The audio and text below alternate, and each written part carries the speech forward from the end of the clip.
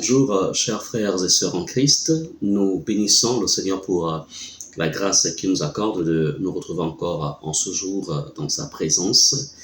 Et c'est notre traditionnelle émission, la Minute de la Parole. La Minute de ta Parole, donc, est cette émission à travers laquelle vous êtes édifiés, vous êtes enseignés pour vous affermir dans les voies du Seigneur. Alors, aujourd'hui, le thème de notre étude biblique ou de notre message s'intitule « Les effets de tes paroles ». Les effets de tes paroles.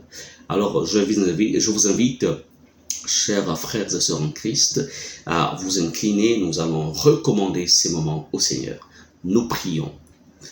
Père, nous venons dans le nom de Jésus, Seigneur, te bénir pour la grâce que tu nous accordes, Seigneur, d'être dans ta présence, d'être assis à tes pieds, afin de t'écouter, afin d'en être édifié.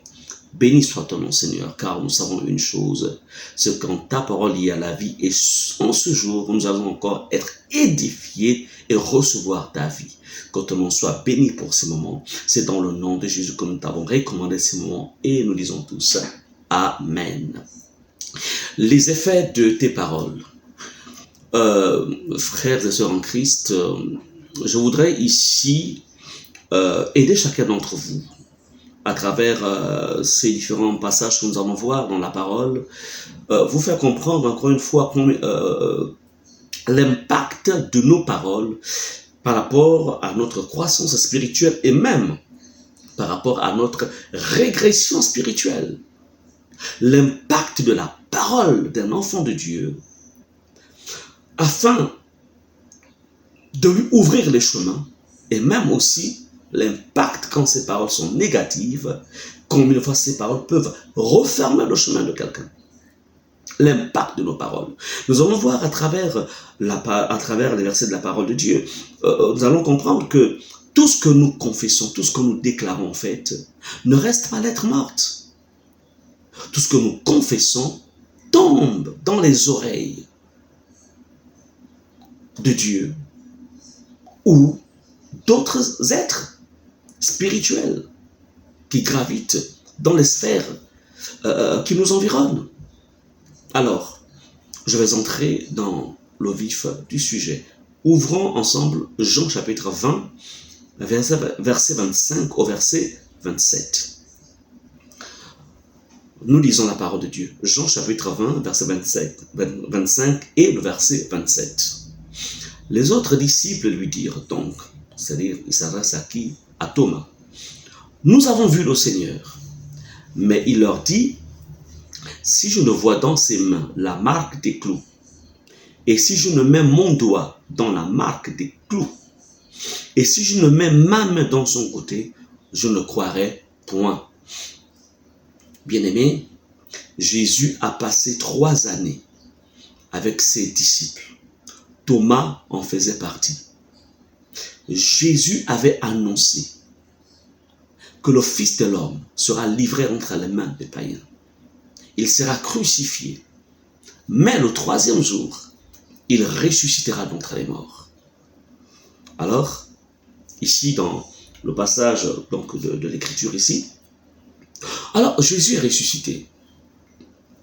La première fois qu'il se présente aux disciples, Thomas n'était pas présent dans la salle. Alors, les disciples, les autres donc disent à Thomas, le maître nous a visités. Le maître était là. Thomas dit, attendez, si je ne vois pas là où les clous sont passés au travers de ses mains, si je ne vois pas les clous qui sont passés au travers de ses pieds ou son côté, moi je ne croirais pas. Voyez-vous, pendant que Thomas s'exprimait, ils étaient en fait dans cette salle, ils échangeaient. Pour lui, c'était une simple conversation. Pour lui, c'était juste des paroles, bon, il exprimait sa volonté, ce qu'il pensait. Combien parmi vous entreteniez des sujets? Vous pensez en fait que ces sujets que vous entretenez ne se limitent qu'à votre sphère. Vous êtes 2, 3, 4 ou peut-être plus, ou même, enfin bref, dans une pièce. dans la rue, quelque part même dans le véhicule. Bon. Mais Thomas va être surpris. Regardez ce qui se passe au verset 27. Jésus, en fait, apparaît à nouveau. Je vous encouragerai de lire tout le chapitre 20, mais j'ai pris quelques portions. Jésus, cette fois-ci, apparaît à nouveau au 12, plutôt au 11, puisque Judas s'était suicidé, donc il ne pouvait pas être présent. Alors, quand Jésus apparaît,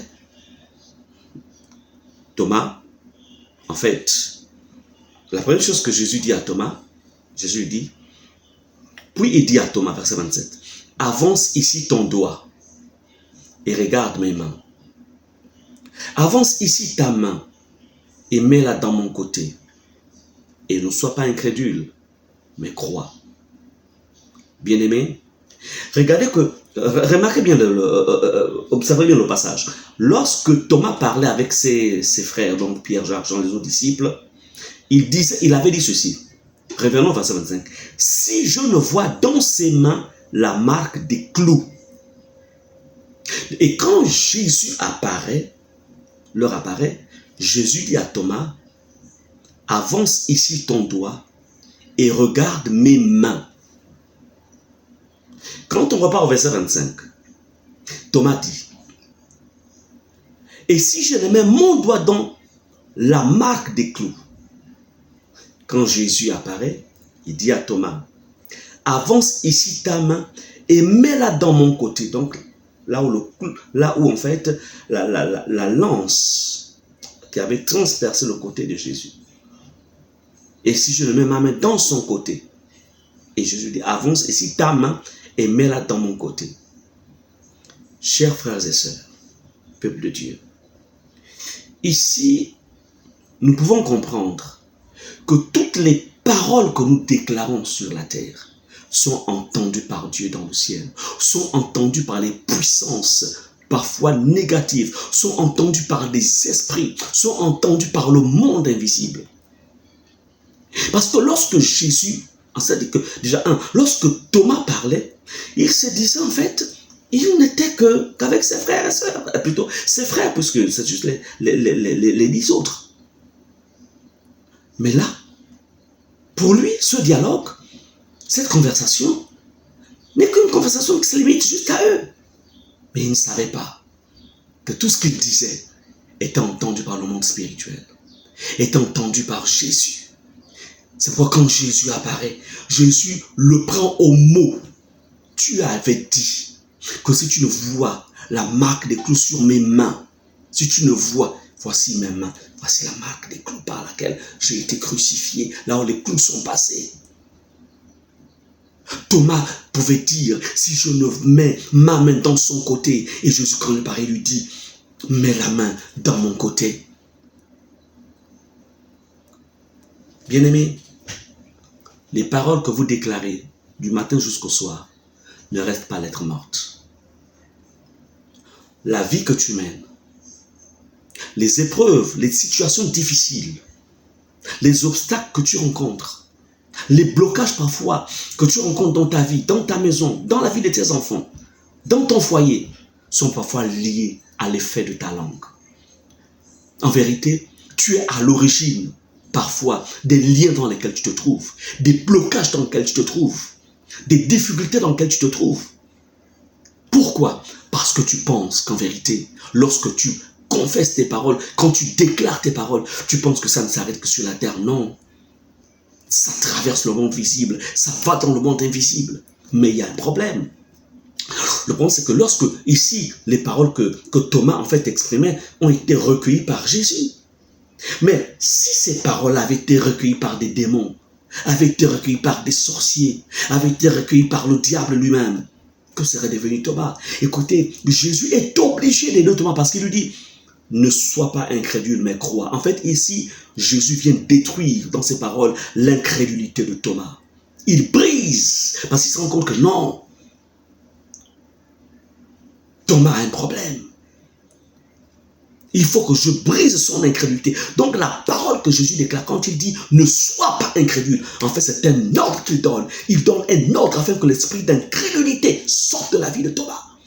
Mais il dit crois. C'est-à-dire qu'il fait déplacer Thomas de la dimension de l'incrédulité et le dépose dans la dimension de la foi.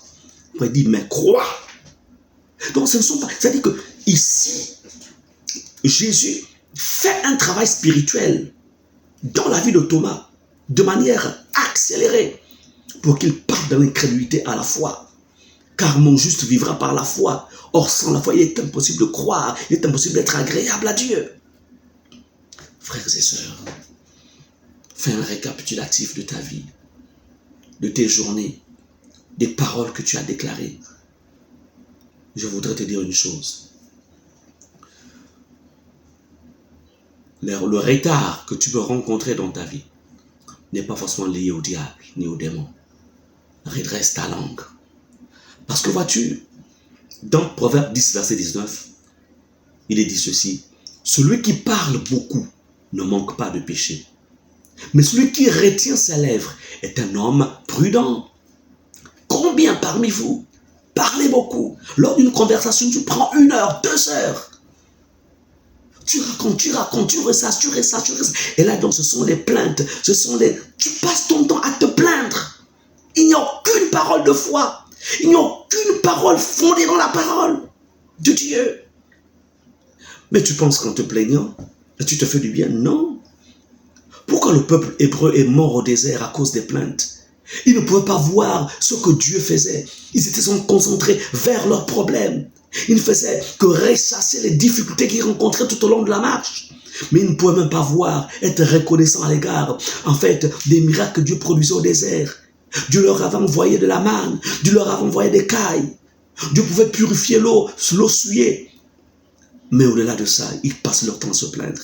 Je suis venu te dire ce matin, toi qui passes ton temps à déclarer des paroles négatives sur toi-même, sur tes enfants, sur ta maison, sur ton travail, sur ta famille. Je viens te dire que ces paroles que tu déclares sont à l'origine de la vie de blocage dans laquelle tu te trouves aujourd'hui. Et tu ne peux pas avancer comme ça. Tu as besoin de te repentir. Thomas ne comprenait pas, ne savait pas que ce qu'il déclarait avec ses frères, ce qu'il déclarait au milieu des autres disciples, il ne savait pas que cela était entendu par Jésus. Et je suis venu te dire ce matin, tout ce que tu déclares chaque jour est entendu par le Seigneur. Mais, encore, c'est aussi entendu par les démons, c'est entendu par les sorciers, c'est entendu par le monde invisible. Parce que tu es avant tout, tu es un esprit. L'homme est un esprit qui a une âme et qui vit dans un corps. Celui qui parle beaucoup ne manque pas de péché. Réponds-toi et cesse de parler beaucoup. Et si tu dois parler beaucoup, confesse la parole de Dieu. Proclame la parole de Dieu dans ta vie. Proclame la parole de Dieu dans la vie de tes enfants. Proclame la parole de Dieu dans la vie de ton foyer. Proclame la parole de Dieu dans ton domaine professionnel. Proclame la parole de Dieu en faveur de ta famille, de la nation, de ton village. Proclame la parole. Relâche le miracle de la parole. Bien-aimé, Proverbe 12, verset 18 déclare ceci. Tel qui parle légèrement blesse comme un glaive, mais la langue des sages apporte la guérison. Es-tu de ceux qui parlent légèrement? Tu prends tel sujet, tel sujet, tel sujet, tel sujet. Es-tu de ceux qui parlent légèrement? Dans ton langage, c'est la condamnation. Dans ton langage, ce sont des critiques.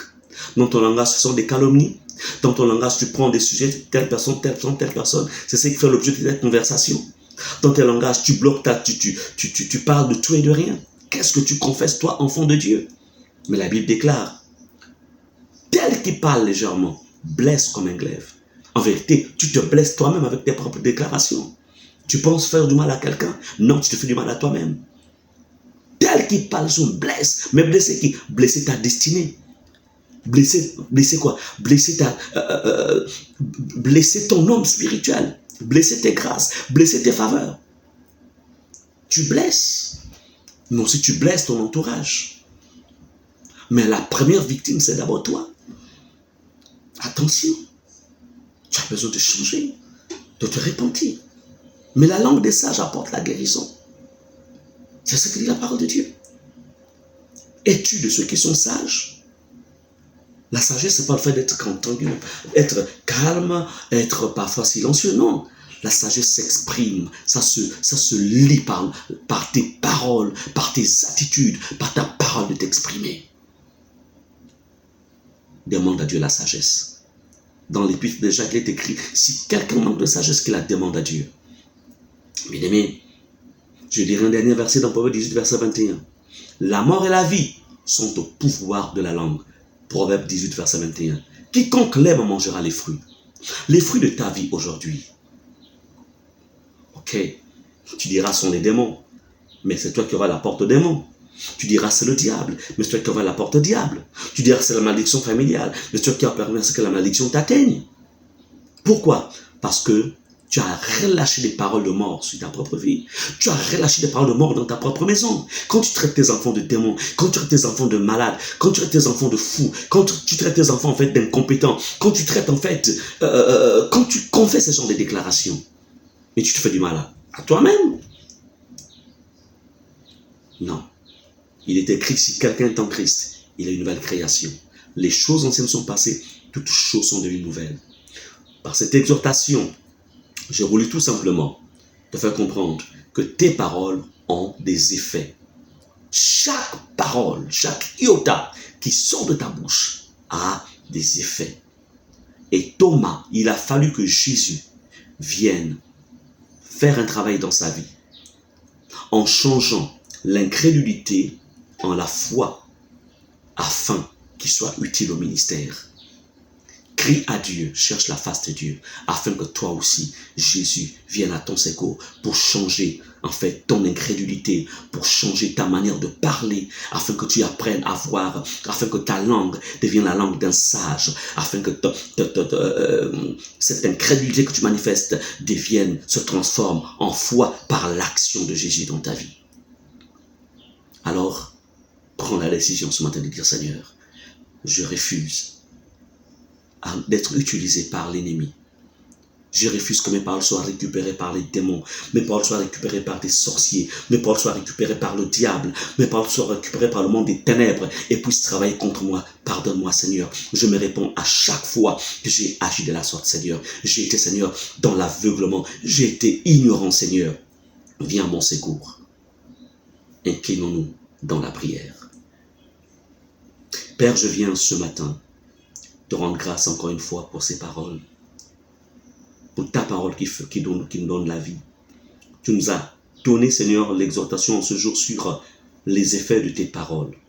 Vois chacun de ses frères, chacune de ses sœurs, chacun de tes enfants, Seigneur, qui, Seigneur, parlent beaucoup et en parlant beaucoup, tombent dans le péché. Beaucoup parmi eux, Seigneur, parlent légèrement. Beaucoup parmi eux ont été victimes, Seigneur, de leur langue, Seigneur.